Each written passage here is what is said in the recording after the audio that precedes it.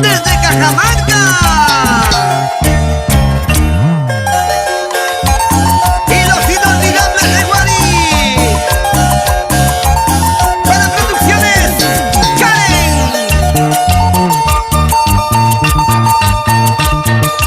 Atormentada pasó las horas, abandonada por aquel amor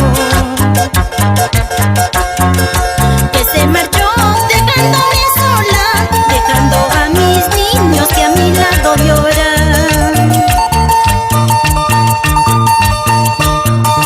Mis niños lloran y me preguntan: dime mamita, ¿dónde está mi padre?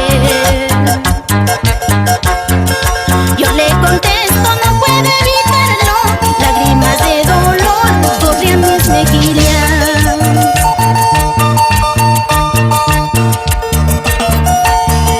Con mucho cariño para mis niños Luis Antonio, Jorge Fernando, y para mi sobrinita Leslie Rodríguez. Fuerza, motor, motivo, para que sigas luchando y triunfes en la vida, Lucerito.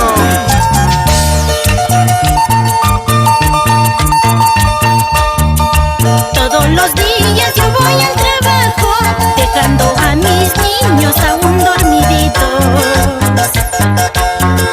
Cuando regreso lo encuentro llorando, alza su almohadita aún mojadita.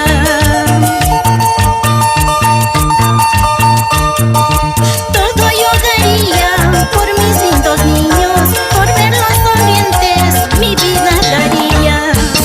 Todo yo daría por mis lindos niños, por verlos sonrientes, mi vida daría. La familia Calatayud, Ronnie, Jimmy, Freddy, Maruja.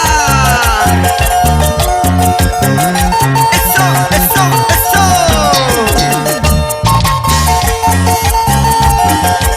Vueltecita, vueltecita, qué bonito, Lucerito, Lucerito. Seguimos, seguimos, seguimos, seguimos. No tenemos por qué parar. ¿Dónde está la gente guanuqueña? ¡Arriba las manitos!